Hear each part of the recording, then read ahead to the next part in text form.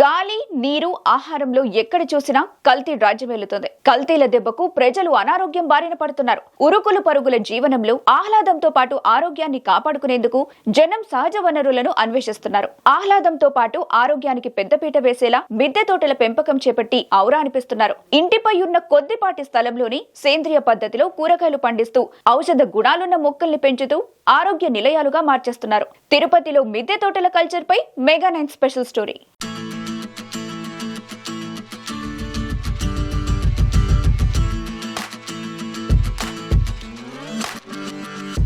గ్రామాల్లో ఇంట్లో మొక్కలు నాటుతుంటాం, వివిధ రకాల పంటలను పండిస్తాం. కానీ పట్టణాల్లో అనువైన స్థలం లేకపోవడంతో జనం మిద్దె తోటల్ని ఆశ్రయిస్తున్నారు. తొలుత ఉన్నత వర్గాలు ప్రారంభించగా కరోనా ప్రభావం తర్వాత మధ్యతరగతి వర్గాలు సైతం మిద్దె సాగుపై దృష్టి కేంద్రీకరించాయి. ఈ క్రమంలోని తిరుపతి నగరంలోని బండ్ల వీధి, కొర్లగుంట, సత్యనారాయణపురం తదితర కాలనీల్లోని పలు ఇళ్లల్లో మిద్దె తోటల సాగు పెరిగింది. మార్కెట్లో కూరగాయలు, పండ్ల ధరలు భగ్గుమంటున్నాయి. తప్పనిసరి పరిస్థితుల్లో ఆ ధరలు వెచ్చించిన ఆరోగ్యకరమైన ఆహారం తినలేకపోతున్నాం. ఈ కారణంగా కొంతమంది ఇంటి వద్దే కూరగాయలు, పండ్ల మొక్కలు పెంచడంపై దృష్టి పెడుతున్నారు.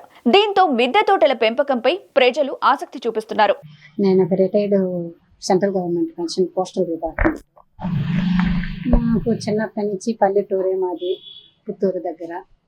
అప్పటి నుంచి మేమంతా పల్లెల్లోనే పెరిగాం కాబట్టి చెట్లు వాటితోనే ఎక్కువ సావాస తీసాము. విలేజ్కి వచ్చి ఇక్కడ టౌన్కి వచ్చినా చాలా చిన్న చిన్న ప్లాట్లలో ఫ్లవర్స్ చెట్లు అవి పెట్టుకుంటూనే ఉన్నాం.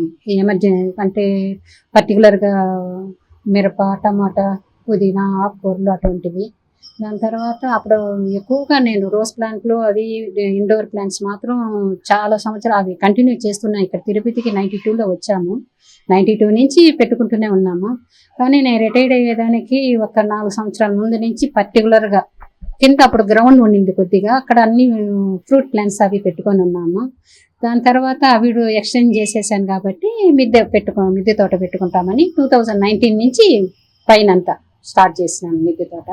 అందులో ఎక్కువగా ఫ్రూట్ ప్లాంట్సే ఎక్కువగా ప్రిఫరబుల్. కానీ నాకు కావాల్సినంతగా వెజిటబుల్స్, ఆకుకూరలు, మీ పూల చెట్లు, ఇండోర్ ప్లాంట్స్ ఇవి మాత్రం కంపల్సరీ ఉండేటట్టుగా చూసుకుంటాం. ఏమంటే నిద్రలేసింది ఇవన్నీ ఇట నిలేసి వచ్చింది, ఈ ఫ్లవర్స్, గ్రీన్స్ ఇవన్నీ ఇట చూసినామంటే ఆహ్లాదంగా ఉంటుంది. నెక్స్ట్ ఫ్రూట్స్, నేను ఫ్రూట్స్ చాలా మటుకు తిన్నాను. నాకు పండిందే నేను ఎక్కువగా ఇప్పుడు ఒక 5-6 సంవత్సరాల నుంచి వెజిటబుల్స్ కానీ ఆకుకూరలు అన్నీ మా ఇంట్లో పండింది మాత్రమే. దీనికేమి రసాయనాలు అనేది మాత్రం ఫస్ట్ నుంచే నాకు తెలియదు.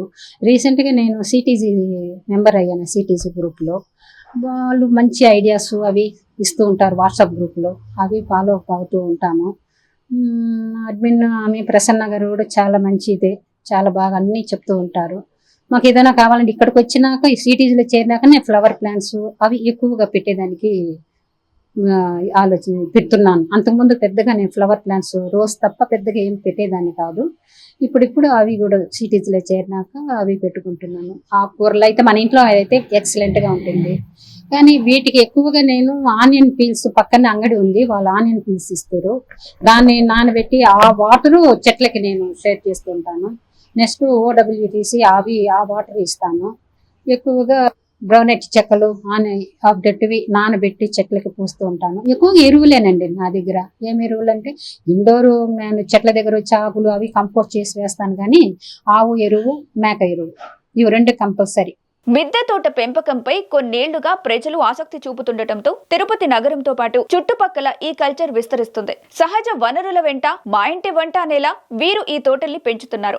మిద్దె తోట పెంపకంలో సహజ సిద్ధ ఎరువులని వినియోగిస్తున్నారు. తెగుళ్లు, చీడపీడల నివారణకు వేప నూనె, వేపపిండి, బియ్యం కడిగిన నీళ్లు, కోడిగుడ్ల పెంకులు, కాచిన టీ పొడి, ఇంట్లో వాడేసి పారేసిన ఆహార పదార్థాలను మొక్కలకు ఎరువుగా వేస్తున్నారు. పొటాషియం లోపం లేకుండా ఎర్రమన్ను, మేకలు, పశువుల ఎరువు, కాక్పిట్, కొబ్బరి పీచు మిశ్రమాన్ని ఉపయోగిస్తున్నారు. ఇప్పుడున్న సమాజానికి, ఇప్పుడున్న సిచ్యువేషన్ లో మనం బయట కొనుక్కున్న, మార్కెట్ లో కొనుక్కుంటున్న ఫ్రూట్స్ కానీ వెజిటేబుల్స్ కానీ అన్ని మొత్తం బయట ఆర్గానిక్ గా పండించినవి కాదు.